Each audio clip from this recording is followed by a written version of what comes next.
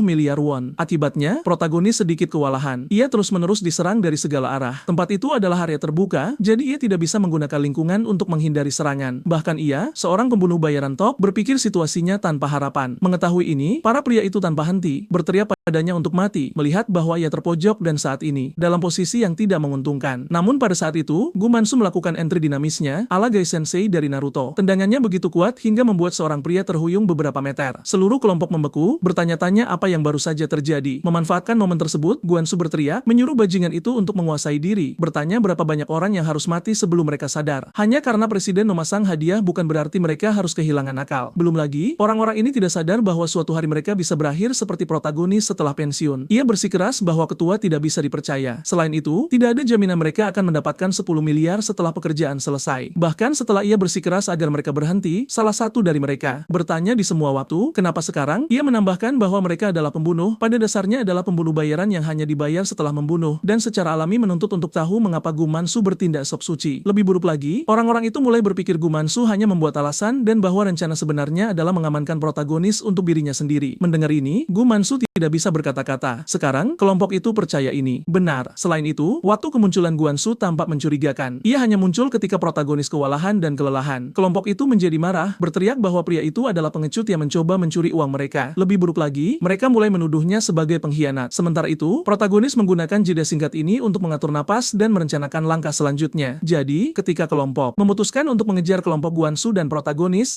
melarikan diri dan lari menuju tangga keluar. Seketika, kelompok itu mulai mengejarnya. Melihat ini, Gu Mansu segera menyuruh anak buahnya untuk menghalangi mereka. Namun, beberapa dari mereka berhasil mencapai pintu keluar. Yang mengejutkan mereka, protagonis menunggu mereka. Berpikir ia hampir tidak bertahan. Kelompok itu menyerbu ke arahnya. Yang tidak mereka sadari adalah posisi saat ini sangat menguntungkan protagonis. Dan bisa ditebak, ia mampu menangani mereka karena sekarang mereka semua datang dari satu arah alih-alih mengelilinginya seperti sebelumnya. Namun, kelompok itu tidak tahu karena pikiran mereka hanya terfokus untuk membunuhnya demi mendapatkan uang. Ketika kelompok yang tersisa akhirnya mencapai lokasi protagonis, mereka tertegun melihat banyaknya mayat. Mengetahui akan sulit untuk menyerang karena ini, mereka ragu. Pada saat yang sama, mereka bertanya-tanya kapan tangga ini menjadi begitu panjang. Salah satu pria mulai memanjat ke atas, hendak mengusulkan rencana, ketika ia menyadari teman-temannya berhenti bergerak. Baru saat itulah ia menyadari dengan kaget setelah menghitung jumlah jiwa yang telah dikirim protagonis ke alam baka. Melihat reaksinya, protagonis menyuruh mereka untuk menyerangnya. Saat ia mendekati mereka, ia bertanya apa yang mereka lakukan. Sayangnya, orang-orang itu terlambat menyadari bahwa mereka tidak melawan seorang pria, melainkan sang malaikat maut sendiri. Jadi, ketika mereka mulai memohon pada protagonis untuk mengampuni mereka, ia menggelengkan kepala. Sebaliknya, ia menyuruh mereka untuk menyerangnya. Ia menyatakan bahwa satu-satunya cara mereka selamat adalah jika mereka membunuhnya. Adegan membawa kita ke masa lalu. Protagonis terkejut melihat istrinya. Menyadari reaksinya, Miju bertanya mengapa ia melamun. Protagonis duduk untuk menjelaskan sementara istrinya berbicara tentang janji dokternya. Namun, di tengah percakapan, ia bertanya apakah ia mendengarkan. Tapi pada saat itu, sesuatu yang aneh mulai terjadi. Wajahnya tiba-tiba digantikan oleh bajingan yang membunuhnya. Pada akhirnya, protagonis ditarik keluar dari pikirannya. Rupanya, ia hanya bernostalgia selama ini. Kembali ke masa sekarang, Gu Mansu mendekatinya, bertanya apakah ia bisa berjalan. Saat ia tidak merespons, ia bertanya-tanya apakah protagonis Chasihi baik-baik saja. Sebagai tanggapan, protagonis menyerah untuk menjawab dan berjalan melewatinya, mendorong Guansu untuk memberitahu bahwa ketua telah mengunci anak buah Lai Bongwan di dalam. Ia menawarkan bantuan, perlahan, tetapi hanya setelah membersihkan kekacauannya sendiri. Ia juga menyebutkan ini sebagai ganti rugi atas makanan yang mereka makan dari istrinya. Dan karena ia telah sampai sejauh ini, ia harus memastikan untuk membunuh ketua. Kita kemudian beralih ke pertarungan di lantai bawah. Do ditendang dari tangga di atas dan kehilangan nyawanya saat terbentur ke tanah. Melihat ini, kedua pria itu menganggapnya sebagai sinyal untuk memulai pertarungan mereka. Anak buah Lai Bongwan bergerak maju dan melayangkan tendangan yang dihindari Monkey, tetapi ia menyusul dengan serangan lain yang mengenai tubuh Monkey. Rupanya, pria yang dilawan Monkey adalah mantan Zodiac Snake. Ia dikatakan pensiun beberapa waktu lalu, lebih tepatnya 10 tahun yang lalu. Jadi, semua orang bertanya-tanya mengapa ia tiba-tiba kembali. Selama pertarungan, Monkey memblokir serangan dari Snake. Meskipun ia memblokirnya dengan sukses, ia tetap terluka dalam prosesnya. Rupanya, Snake memiliki senjata tersembunyi di sepatunya. Menekan keunggulannya, Monkey dipaksa bertahan. Saat itu, ia berhasil mencengkeram kaki Snake. Segera, ia menariknya, dan saat Snake melayang di udara, Monkey melayangkan pukulan besar. Snake memblokir serangan itu, tetapi dampaknya membuatnya terhuyung sebelum ia mendapatkan kembali keseimbangannya. Menyaksikan ini, Monkey berkomentar bahwa Snake tidak secepat dulu. Ia pikir waktu pasti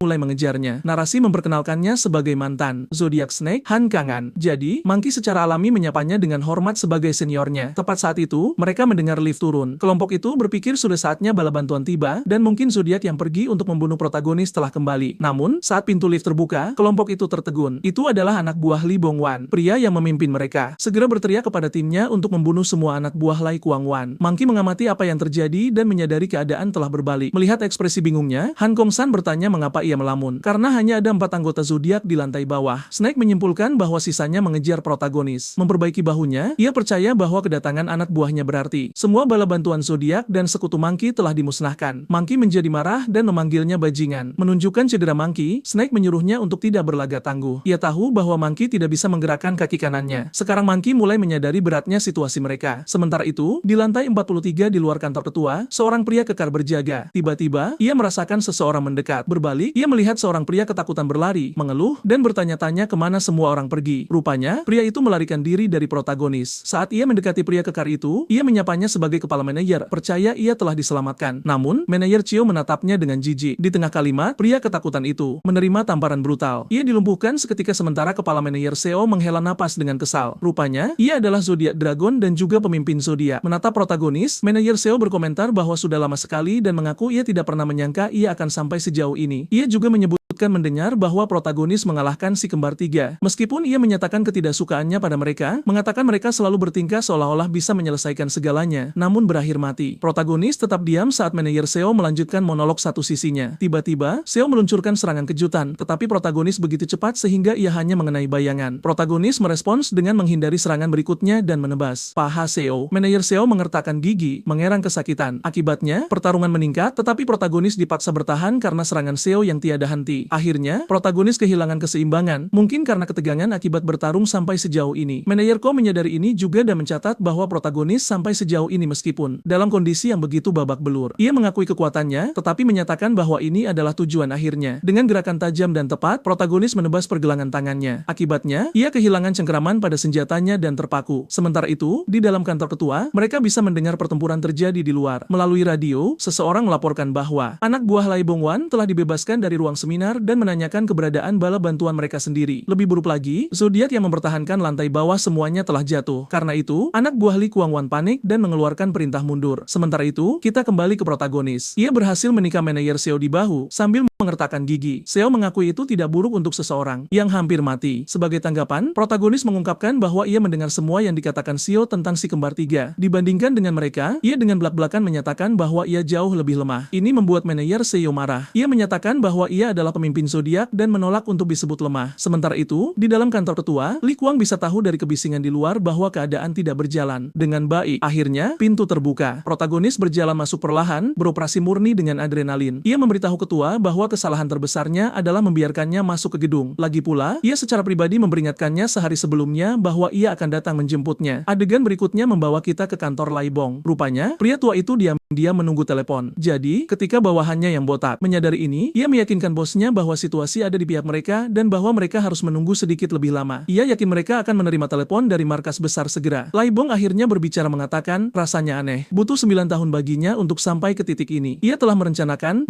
ulang, dan melatih melatih kesabaran selama ini. Tapi berkat protagonis, keadaan menjadi berbeda. Pria itu membantu mempercepat rencananya. Juga, Li Bong tidak percaya bahwa semuanya bermuara pada dirinya yang menunggu panggilan telepon. Meskipun hasilnya masih belum pasti, ia tetap menantikan hasilnya. Faktanya, ia bahkan merasa perasaannya cukup menyegarkan. Sekarang kita kembali ke protagonis yang berdiri dengan tenang di depan anak buah Lai Guangwan yang tersisa seolah-olah ia tidak baru saja berjalan ke zona perang tanpa diundang. Melihat ini, salah satu pria menyuruh Oh Nam Wong untuk memberi perintah, tetapi pria itu tidak merespons. Pada saat yang sama, anak buah Li Bong akhirnya tiba. Han Kangan memasuki kantor dengan pasukannya, menginstruksikan mereka untuk menghentikan pertumpahan darah yang tidak perlu. Ia menambahkan bahwa mereka perlu fokus pada tujuan utama. Bingung, ketua bertanya-tanya apa artinya itu. Sementara itu, tim keamanan presiden masih menunggu instruksi seperti NPC yang menunggu opsi dialog. Oh, Nam Wong tetap diam. Pada titik ini, ketegangan begitu kental hingga Anda bisa memotongnya dengan pisau mentega. Sementara itu, Guansu terkejut bahwa protagonis berhasil melakukan hal yang mustahil. Berpikir presiden pasti melakukan kesalahan atau sudah kehilangan akal sehat untuk menjadikan protagonis musuhnya. Bagaimanapun, Oh Nam Wong akhirnya berbicara, menyuruh bawahannya untuk mundur. Menyatakan yang sudah jelas, ia mencatat bahwa perkelahian tidak ada gunanya dan menyarankan agar mereka fokus untuk bertahan hidup. Mengabaikan ekspresi bingung anak buahnya, ia mendekati Lai Guang dan menghubungi kakaknya, menaruh telepon pada mode pengeras suara. Mengejutkannya, Oh Nam Wong menyapa Lai Bong sebagai presiden, mengungkapkan bahwa ia sebenarnya bekerja untuknya selama ini, bukan Lai Kuang. Ini membuat bawahannya benar-benar terpaku. Ketua hanya bisa menatap Oh Nam Wong dengan tidak percaya. Sementara itu, suara Lai Bong bergema di kantor, mengatakan sudah lama sekali saat ia memanggil Lai Guang adik kecil. Adegan berikutnya membawa kita ke masa lalu. Di dalam mobil, Lai Guang muda menerima panggilan konfirmasi bahwa pekerjaan yang ia tugaskan telah selesai. Mengakhiri panggilan, ia kemudian menerima pesan. Pesan itu dari wanita protagonis. Karena itu, ia menyadari protagonis sedang dalam suasana hati yang baik dan secara alami bertanya apa yang terjadi. Jadi, protagonis menjelaskan bahwa ia bersiap untuk ulang tahun istrinya. Ia sudah meninggalkan hadiah untuknya di rumah karena ia tahu ia akan bekerja lembur. Lai Guang mengungkapkan keterkejutan, mengatakan ia tidak pernah membayangkan protagonis memiliki sisi ini dan menyimpulkan bahwa istrinya pasti alasannya. Benar saja, protagonis mengonfirmasi ini dengan senyuman. Lai Guang juga mengaku ia dalam suasana hati yang baik dan karena tidak ada lagi yang perlu dilakukan protagonis, ia menyuruhnya pulang dan merayakan bersama istrinya. Dengan pemikiran itu, ia memerintahkan pengemudinya untuk menghentikan mobil. Protagonis mencoba menolak, tetapi Lai Guang justru membuka pintu, menyarankan agar mereka bertemu lagi besok di tempat kerja. Sebelum pergi, protagonis melihat mereka pergi dengan ekspresi bingung. Bagaimanapun, ia memutuskan untuk menelepon istrinya dan menyarankan kencan malam. Di dalam mobil, pengemudi mengungkapkan kekhawatiran, bertanya apakah segalanya akan baik-baik saja tanpa kehadiran protagonis. Lai Guang meyakinkannya bahwa situasi sudah ditangani, menambahkan bahwa membawa protagonis hanya akan membuat segalanya menjadi lebih merepotkan. Adegan berikutnya membawa kita ke dermaga pengiriman. Lai Guang akhirnya tiba dan sekelompok orang sudah menunggunya. Saat ia keluar dari mobil, seorang pria membukakan pintu untuknya dan menawarkan untuk memandunya. Melihat ini, seorang pria menyebutkan bahwa Li Quan dipilih oleh keluarga Neville, sementara yang lain mengatakan keluarga itu baru saja menemukan anjing lain. Di dalam kontainer pengiriman, seorang pria tergantung. Orang ini ternyata adalah kakak laki-laki Li Guang. Ia tampak bingung setelah mengenalinya. Lai Guang mencatat bahwa sudah lama sekali. Masih bingung, Lai Bong bertanya kepada adiknya apa yang ia pikir sedang ia lakukan. Mempertanyakan apakah ia percaya ia bisa lolos dari ini setelah ayah mereka mengetahuinya. Lai Guang mengakui bahwa kakaknya adalah anak emas. Jadi wajar saja ayah mereka akan mengamuk. Namun, ia bertanya kepada kakaknya dengan semua yang terjadi jika ia benar-benar berpikir ayah mereka masih hidup. Karena itu, Lai Bong menuntut untuk mengetahui siapa yang mendukungnya, karena dia tidak mungkin melakukan semua ini sendirian. Li Guang merespons dengan mengingatkannya bahwa keluarga Neville memilih Doson Construction, perusahaan keluarga mereka, sebagai cabang Korea. Namun, baik saudara laki-lakinya maupun ayah mereka menolaknya. Karena mereka menolak tawaran itu, wajar saja jika keluarga Neville memberinya kesepakatan khusus. Jika dia menerima tuntutan mereka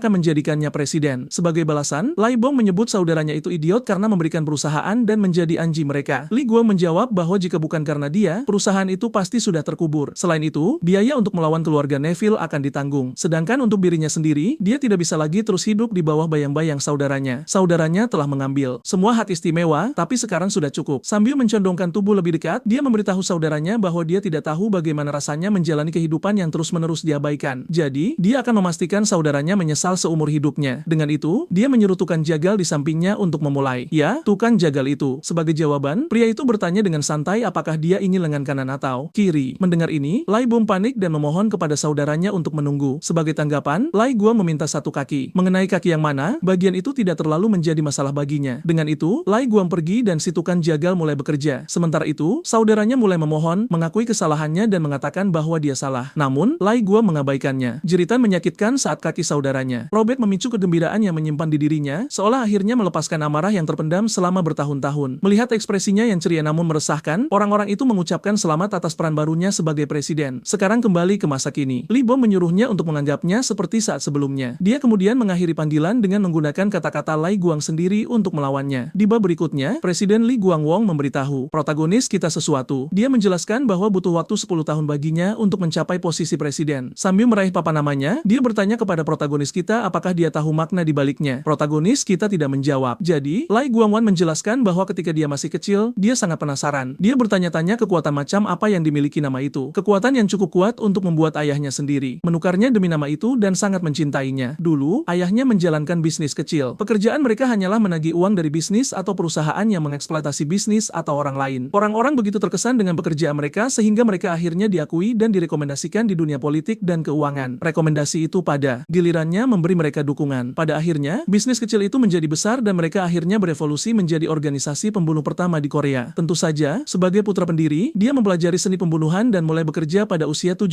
tahun. Terlepas dari semua ini, presiden muda itu masih penasaran dengan papa nama ayahnya yang telah mengambil semua cinta yang seharusnya dia dapatkan. Akhirnya, dia menemukan alasannya ketika dia akhirnya menjadi presiden. Papa nama kecil itu menyimpan jalan yang telah dia lalui dan jejak kaki yang dia tinggalkan. Papa nama itu adalah simbol kekuasaan, bukti bahwa semua orang berada di bawah kakinya. Sambil menjelaskan hal ini, dia menunggu matahari terbit. Pada saat yang sama, dia menggunakan papa nama itu untuk memantulkan sinar matahari. Akibatnya, protagonis kita hampir buta karena cahaya itu. Mantan bosnya memanfaatkan kesempatan ini untuk menyerangnya. Tapi protagonis kita begitu cepat sehingga dia hanya mengenai bayangan semuanya. Dan begitu saja, pertukaran serangan dimulai. Selama pertarungan, Li Guangwan terus mengincar dan memanfaatkan luka-luka protagonis kita. Dia mempertanyakannya, bertanya apakah dia berani menggigit tangan yang memberinya makan. Teman sang protagonis hendak turun tangan, tetapi dia dihentikan. Hong Kang yakin dia bisa menanganinya dan menyarankan agar Lai Guangwan menonton saja. Saat pertarungan berlanjut, protagonis kita berhasil melucuti senjata mantan bosnya. Tepat saat dia tinggal beberapa saat dan beberapa inci lagi dari menghabisinya, Lai Guangwan merespons dengan cepat dengan memicu senjata tersembunyinya. Protagonis kita teriris dan lengah. Dalam prosesnya, Lai Guangwan memanfaatkan momen ini untuk menebasnya. Protagonis kita menghindar dan menangkap tangannya dan sekali lagi dia dibuat lengah. Rupanya, Lai Guangwan memakai rompi pelindung. Pada saat yang sama, Lai Guangwan menyerang luka lamanya. Protagonis kita nyaris tidak bereaksi terhadap serangan pria tua itu. Baginya, Lai Guangwan hanya menunda hal yang tak terelakkan. Saat pertarungan berlanjut, Lai Guangwan akhirnya terdorong mundur oleh protagonis kita. Karena itu, dia tahu dia pasti akan mati jika ini terus berlanjut. Jika bukan karena rompinya, dia pasti sudah mati berkali-kali. Karena itu, dia menerobos melewati protagonis kita, menggunakan luka-lukanya sebagai keuntungan. Setelah berhasil melewatinya, dia berencana untuk melarikan diri, tetapi segera menyadari bahwa dia lupa bahwa protagonis kita tidak sendirian. Dia tidak butuh siapapun untuk memberitahunya bahwa dia sudah tersudut. Terlepas dari itu, dia mengalihkan fokusnya ke Onam Wong. Dalam keputusasaan, dia bertanya berapa banyak kakak laki-lakinya membayarnya, dan mengatakan dia akan membayar 10 kali lipat jumlahnya. Nam Wong hanya menatapnya dengan kekesalan yang nyata, mengklaim bahwa mereka semua bisa menangani protagonis kita. Jadi Nam Wong memberitahu Lai Guangwan bahwa dia belum berubah. Kali ini dia menyuruh sang presiden untuk menangani urusannya sendiri tanpa menyeretnya ke dalamnya. Lai Guangwan tertegun mendengar ini. Mengalihkan pandangannya ke protagonis kita menuntut untuk mengetahui mengapa Lai Guangwan melakukannya. Lagi pula, Lai Guangwan tahu kesepakatan yang dibuat protagonis kita dengan ayahnya. Syaratnya adalah kapanpun protagonis kita memilih untuk pensiun, tidak ada yang boleh bertanya, apalagi ikut campur. Ketakutan, Li Guangwan mengaku tidak tahu apa-apa. Dia bilang dia takut setelah protagonis kita pergi, dia akan bergabung dengan organisasi lain. Akibatnya, perusahaannya akan bangkrut. Alternatif terbaik adalah membunuhnya. Itulah sebabnya dia menginstruksikan aku, pria yang membunuh istrinya. Ketika mantan bosnya bertanya apakah bajingan itu mengatakan yang sebenarnya, protagonis kita menjawab bahwa aku adalah orang bodoh sejak awal. Artinya dia tahu sejak awal bahwa mantan bosnya lah yang berada di balik segalanya. Mendengar ini, Guangwan mengakui kesalahannya, mengatakan dia melakukannya demi perusahaan. Sambil berpikir dalam hati bahwa penglihatannya mulai kabur karena darah, dia menyadari bahwa dia butuh protagonis kita untuk mendekat. Karena dia tahu protagonis kita tahu dia selalu membawa pistol, waktunya sendiri harus sempurna. Karena itu, dia berpura-pura menjadi lebih takut, menawarkan 10 miliar kepada siapapun yang bersedia menghabisi protagonis kita. Protagonis kita memberitahu dia bahwa tidak ada seorang pun di sini yang bersedia menghentikannya. Dia membunuh istrinya. Dengan kata lain, satu-satunya orang yang bisa menghentikannya telah mati. Melihat bahwa jaraknya sudah tepat, sang ketua segera teringat dan mencabut pistolnya. Namun, dalam proses menarik pelatuk, dia bahkan tidak melihat protagonis kita bergerak sebelum lehernya ditebas. Akibatnya, hidupnya mulai terbayang di depan matanya. Seperti yang telah kita ketahui sejak usia muda, kakak laki-lakinya adalah anak emas, terus-menerus menerima perhatian ayahnya sementara dia tetap berada dalam bayang-bayang. Pilih kasih itu sangat nyata. Prestasi Lai Guangwan diabaikan sementara saudaranya tampak diberi penghargaan hanya karena keberadaannya. Akibatnya, kebenciannya terus menumpuk. Namun, satu kenangan khusus melekat padanya. Dia tidak tahu mengapa, tapi itu adalah hari ketika mereka pergi memancing. Dia tidak mendapatkan apa-apa. Di penghujung hari, seperti biasa, ayahnya dan kakak laki-lakinya berada di depan berbicara dan sepenuhnya mengabaikan keberadaannya. Ayahnya mengelola organisasi pembunuh terbesar di negara ini. Namun, dia masih meluangkan waktu untuk putranya. Tetap saja, Li Guangwan tidak mengerti mengapa kenangan ini melekat padanya. Akhirnya, dia menyadari kebenarannya, tapi sudah terlambat. Itu adalah hari ketika ayahnya akhirnya mengakuinya untuk pertama kalinya. Bahkan memutuskan untuk membuat sup seafood pedas kesukaannya. Sekarang, Lai Guangwan merenung dan menyadari bahwa dia hanya memiliki kesan yang salah tentang ayahnya. Ayahnya benar-benar peduli padanya, tetapi tidak tahu bagaimana cara menjalin hubungan dengan benar. Sekarang dipenuhi dengan penyesalan, dia percaya segalanya akan berbeda jika dia menyadari hal ini lebih awal. Sementara itu, protagonis kita masih sangat marah bahkan setelah membalaskan dendam istrinya. Dia secara harfiah memberitahu mantan bosnya untuk menunggunya di sisi lain karena dia akan datang mencarinya. Sekarang, pembersihan dimulai. Salah satu anak buah Lai Bong mengeluh, bertanya-tanya mengapa kru pembersih memulai dari lantai terendah. Sebagai tanggapan, rekannya, sambil menarik mayat Lai Guangwan, menyuruhnya untuk menerimanya saja. Dia juga mencatat dengan terkejut betapa ringannya mayat sang presiden. Tiba-tiba, dia didorong ke samping oleh Oh Nam Wong. Pria itu bersikeras untuk membawa mayat sang presiden sendiri, mungkin sebagai cara untuk memberikan penghormatan. Terlepas dari itu, kita beralih ke protagonis kita. Dia jelas-jelas kesulitan mengingat semua penderitaan yang telah dia tanggung. Sementara itu, temannya dan Han Kangan mendekatinya. Hong Kangan memberitahunya bahwa dia berhutang budi padanya, menambahkan bahwa karena dia bisa menangani orang-orang yang membunuh korban sebelumnya. Dia menyampaikan terima kasih atas nama karyawannya. Sambil menunjukkan kekhawatiran, dia bertanya apakah protagonis kita akan baik-baik saja. Karena kematian Li Guangwan, keluarga Neville telah kehilangan cabang Korea mereka, dan ini di luar apa yang bisa mereka tangani. Dia yakin keluarga Neville akan menuntut balas dendam. Ketika protagonis kita tidak menjawab, dia menyarankan agar dia beristirahat terlebih dahulu. Dia menyuruh temannya untuk membantunya sementara dia mengurus sisanya. Saat mereka pergi, Han Kangan berpikir dalam hati bahwa jika Li Bong tidak memanggil bantuan, hasilnya akan berbeda. Sementara itu, Guansu mengungkapkan keterkejutannya bahwa protagonis kita mampu berdiri dan memutuskan untuk membawanya pulang. Di tempat lain, seorang pria mendekati seorang pria tua di kursi roda. Pria tua itu memulai percakapan. Rupanya, dia mengenal Guangwan dan ayahnya, menunjukkan bahwa dia adalah teman dekat. Terlepas dari itu, dia tidak pernah membayangkan segalanya akan berakhir seperti ini. Dia bertanya kepada pria di sampingnya, Piljo, apakah dia akan kembali bekerja? Rupanya, pria itu adalah mantan kepala keamanan. Piljo menjelaskan bahwa karena keadaan sudah menjadi seperti ini, dia harus menjaga Li Bong. Dia menambahkan bahwa pada tingkat saat ini, perusahaan akan hancur seperti arti namanya. Mendengar ini, laki tua itu tertawa, mengatakan dia sudah memperingatkan ayah anak laki-laki itu, Li Chanju, untuk tidak menamai perusahaan itu Doson. Sebagai konteks, arti harfiahnya adalah kekayaan yang hilang dan mencapai titik terendah. Menjadi serius, Pilju menyatakan keprihatinan tentang keluarga Neville. Pria tua itu menjawab dengan mengatakan bahwa dia pernah menghentikan mereka sekali sebelumnya, tetapi kali ini akan berbeda. Dia mengakhiri dengan mengatakan, protagonis kita akan menghadapi masa-masa sulit di depan. Sementara itu, berita mulai tersebar. Semua orang di perusahaan membicarakan tentang protagonis kita Cha Si-hook yang menghabisi perusahaan Lai Guangwan. Akibatnya, Li Bongwan segera diberitahu. Sementara itu, di suatu tempat di London di hotel Sandstone, seorang wanita membaca laporan tentang protagonis kita yang menghabisi cabang utama keluarga Neville di Korea. Dia meramalkan segalanya akan menjadi kacau untuk sementara waktu. Selain itu, orang yang berani menyebabkannya pastilah seuke mereka sendiri. Kita akhirnya dibawa ke keluarga Neville di mana pertemuan rahasia sedang diadakan. Seorang pria bertanya apakah isi laporan itu benar. Pria lain mengonfirmasinya, menambahkan bahwa pembunuhan istri protagonis kita oleh Lai Guangwan memulai segalanya. Dia juga menjelaskan bahwa Lai Guangwan bertindak atas kemauannya sendiri setelah permintaan untuk membunuh protagonis kita ditolak. Akibatnya, semuanya memuncak hingga titik ini. Seorang wanita angkat bicara, mengatakan bahwa dengan ini, token Gindle telah kehilangan maknanya, menambahkan bahwa mereka tidak lagi memiliki hak untuk menahan mereka. Seorang pria tua setuju, mengatakan bahwa cabang mereka di Korea telah hancur, jadi wajar bagi mereka untuk merespons. Dengan itu, sang pemimpin memerintahkan agar para Hounds dipanggil karena sekarang mereka memiliki kesempatan untuk bertemu teman lama mereka. Pada saat yang sama di Korea, Lai Bongwan mengadakan rapat dewan untuk membahas tata kelola dan kepatuhan baru. Para anggota dewan memohon belas kasihan. Dia bertanya dengan tenang apakah mereka melakukan semua ini hanya untuk 3 lencana keluarga Neville. Mereka memanipulasi adik laki-lakinya yang tidak tahu apa-apa, membunuh ayahnya, dan mengambil salah satu kakinya. Suaranya, yang dipenuhi amarah terpendam, menuntut untuk mengetahui apakah mereka melakukan semua ini demi 3 lencana. Salah satu dari mereka menjelaskan bahwa mereka tidak punya pilihan dan akhirnya melakukannya demi perusahaan. Lagi pula, bukannya mereka bisa melawan keluarga Neville sejak awal. Berbicara tentang keluarga Neville, salah satu dari mereka mencoba membujuknya, mengatakan bahwa sekarang dia adalah CEO. Ini belum terlambat. Mereka berjanji untuk menawarkan lebih banyak uang daripada mendiang saudaranya dan menyatakan kesetiaan mereka. Mereka bahkan mengusulkan untuk menggunakan koneksi mereka untuk untuk mendukungnya. Sebagai tanggapan, Lee Bo menghela napas. Satu-satunya hal yang mereka pedulikan hanyalah menyelamatkan diri mereka sendiri. Karena itu, dia menyarankan agar mereka menggunakan kesempatan ini untuk berdoa karena satu-satunya hal yang akan menyelamatkan mereka sekarang adalah naik ke surga. Mendengar ini, salah satu dari mereka mengancamnya dan bertanya apakah dia benar-benar berpikir dia bisa menangani keluarga Neville. Sayangnya baginya, keluarga Neville tidak bisa menyakiti pria yang telah kehilangan semua yang dia sayangi. Dengan itu, dia diam-diam memberi perintah untuk menghabisi mereka. Saat mereka dipukuli sampai mati, Lee Bo berpikir bahwa satu-satunya hal yang bisa dia lakukan sekarang adalah menunggu. Adegan berikutnya beralih ke sebuah gedung. Ketika lift mencapai lantai atas, 7 sosok misterius muncul. Saat pintu lift terbuka, sang pemimpin mengangkat kedua tangan, diikuti dengan pemeriksaan keamanan rutin. Setelah mereka semua dinyatakan bersih, petugas keamanan menyuruh mereka untuk mengikutinya. Sambil berjalan, salah satu dari ketujuh orang itu mengeluh tentang pemeriksaan keamanan rutin setiap kali mereka datang ke sini. Yang lain mengejeknya sementara yang di sampingnya menyarankan agar dia menghemat napas karena si bodoh itu tidak mengerti bahasa Latin. Namun, pria itu membuktikan bahwa dia memahami bahasa Latin dengan sangat baik. Dia memberitahu si kasar itu bahwa di Korea ada pepatah tentang wadah kosong yang mengeluarkan suara paling keras. Mendengar ini, pria itu hendak membalas. Namun, sebelum keadaan memanas, salah satu dari mereka menghentikan pertengkaran, mengingatkan mereka bahwa mereka akan bertemu dengan atasan. Sebelum memasuki ruangan, sang pemimpin mengingatkan semua orang bahwa mereka dilarang berbicara begitu mereka melangkah masuk. Dengan apa yang dikatakan itu, mereka memasuki ruang konferensi. Seperti yang diharapkan, ruangan itu dijaga ketat. Sang pemimpin memberikan penghormatan kepada atasan mereka. Melihat mereka, salah satu atasan berasumsi mereka sudah tahu alasan mereka dipanggil. Rupanya, ini ada hubungannya dengan protagonis kita. Dia menambahkan bahwa token Grenell yang disebutkan sebelumnya telah kehilangan maknanya. Tidak mengejutkan, masing-masing dari ketujuh orang itu memiliki token yang sama berbentuk tato kalajengking di tubuh mereka, dan akhirnya kita akan mengetahui nama individu mereka. Sang atasan kemudian memberikan misi kepada para Hounds. Mereka dengan ini diperintahkan untuk membunuh protagonis kita. Pemimpin Hounds mengangguk paham dan menerima perintah untuk membunuh Cha Si-hook. Adegan berikutnya membawa kita ke seminggu kemudian. Sebuah pesawat baru saja mendarat di Bandara Internasional Korea. Para Hounds baru saja turun ketika pemimpin mereka berbicara. Dia dengan tegas mengingatkan semua orang akan misi mereka, menambahkan bahwa sebelum pemimpin tim tiba di Korea dalam seminggu, semua orang, termasuk Cha Si-hook, yang berbuat salah dan menantang keluarga Neville harus dilenyapkan. Pemimpin sementara adalah wakil pemimpin Hounds, Diat Faci. Dan begitu saja, keenam dari mereka yang tampak seperti skuad bunuh diri berangkat untuk misi masing-masing. Sementara itu, kita beralih ke Lee Bong yang sedang merawat sebilah pisau. Dia mendengar ketukan dan memberikan izin bagi orang tersebut untuk masuk. Saat masuk, orang tersebut terungkap sebagai Piljo. Dia menyapa Presiden Lee Bong dengan santai, menyapanya secara formal, dan mencatat bahwa sudah lama tidak bertemu. Lee Bong terkekeh sebagai tanggapan, bertanya apakah orang itu tidak bosan memanggil temannya dengan sebutan tuan. Terlepas dari itu, Presiden Lee Bong mengakui senang melihatnya lagi. Han Kang-an juga mengakui bahwa rasanya senang dia kembali. Piljo menjawab dengan bercanda bertanya apakah pria itu bersikap kaku karena jabatan presiden dan menyarankan agar dia menggunakan nada yang lebih santai sebelum bertanya tentang On Nam Wong. Hong Kang menjadi serius saat dia memberitahu bahwa pria itu pergi mencari mantan anggota zodiak sebelumnya. Mendengar ini, Piljo berpikir pria itu mencoba hal yang mustahil. Terlepas dari itu, dia bertanya bagaimana pencariannya. Presiden Lee Bong menyela bertanya bukankah itu sudah jelas. Meskipun solidaritas zodiak ayahnya luar biasa, itu sudah 10 tahun yang lalu. Jadi merekrut mereka sekarang untuk membalas dendam pada keluarga Neville dianggap sebagai hal yang mustahil. Masing-masing dari mereka mungkin sudah memiliki kehidupan sendiri sekarang, dan sebagai hasilnya, mustahil untuk membuat mereka kembali. Piljo berpikir dengan cara keadaan berjalan, masing-masing dari mereka akan mati. Saat itulah sang presiden menunjukkan daftar yang berisi beberapa karyawan perusahaan. Han Kang-an menjelaskan bahwa dia mempersempit daftar tersebut menjadi kandidat zodiak yang potensial. Piljo sedikit terpana bahwa mereka hanya memiliki 4 anggota, artinya protagonis kita kemungkinan besar membunuh hampir semua orang di perusahaan. Tetap saja, Han Kang-an melanjutkan, mengungkapkan bahwa para kandidat itu kebetulan adalah orang-orang yang terikat dengan protagonis kita. Selain itu, dia merasa aneh bahwa seseorang dengan potensi seperti itu tidak diperhatikan di perusahaan. Piljo mengomentari mata Gumansu, mengatakan mereka tidak menunjukkan keserakahan atau ambisi yang tidak dia sukai. Presiden Lee Bong setuju tetapi mencatat bahwa mereka tidak punya hak untuk pilih-pilih saat ini. Mereka harus melanjutkan dan melihat apa yang bisa dilakukan para kandidat. Adegan berikutnya beralih ke Guansu saat sedang mengemudi. Dia merenungkan percakapan sebelumnya yang dia lakukan dengan protagonis kita. Guansu telah memberitahunya bahwa Presiden Lee Bong telah secara harfiah mencabut pisaunya, yang dalam dunia mereka berarti dia sedang bersiap untuk perang melawan keluarga Neville. Dia ingin tahu apa yang akan dilakukan temannya sekarang setelah dia membalaskan dendam istrinya. Cha Si-hook hanya mengatakan kepadanya bahwa dia akan menunggu. Gumansu tampak bingung setelah mendengar ini. Namun, sebelum protagonis kita bisa menjelaskan apapun, adegan beralih ke masa kini. Setelah memikirkan kata-kata, protagonis kita, Gu Mansu menyimpulkan bahwa dia sedang menunggu keluarga Neville dan bahwa kata-kata terakhirnya berarti dia akan melakukan apapun yang diperlukan untuk bertahan hidup. Beberapa saat kemudian, Gu Mansu berhenti di jalan masuk rumahnya. Dia tahu bahwa meskipun protagonis kita telah membalaskan dendam istrinya, dia masih butuh pelampiasan untuk amarahnya. Sementara itu, saat dia memikirkan hal ini, dia sengaja melambatkan langkahnya. Adapun alasannya, dia segera menyadari seseorang sedang mengamati rumahnya dari jalan masuk. Tepat saat dia menunggu mereka menampakkan diri, rasa dingin merambat di tulang belakangnya saat dia melihat ibunya. Dia segera menyuruhnya kembali ke kamarnya. Ibunya tidak mengerti. Dia menjelaskan bahwa sekelompok orang terus menutup pintu, dan alasan dia tidak membukanya adalah karena mereka tidak merespons. Pada saat itu, mereka mulai mengetuk lagi. Ibu Gu Mansu mengenali bahwa itu adalah orang yang sama. Melihat bahwa mereka tidak merespons seperti biasanya, dia bertanya-tanya apakah kelompok itu hanyalah orang-orang bodoh yang menganggur. Membaca situasi, Gu Mansu bersiap untuk konfrontasi, bersikeras agar ibunya kembali ke kamarnya. Melihat putranya tiba-tiba mengeluarkan pisau dari jasnya, dia menjadi bingung, sekaligus takut. Saat ini, kelompok itu sudah mengepung rumah, membentuk perimeter. Saat ketukan berlanjut, Gu Mansu mulai membuka pintu. Namun, sebelum kita mengetahui apa yang terjadi, adegan beralih ke protagonis kita. Dia baru saja selesai mandi. Sambil mengeringkan rambutnya, matanya tertuju pada sebuah kartu di atas meja.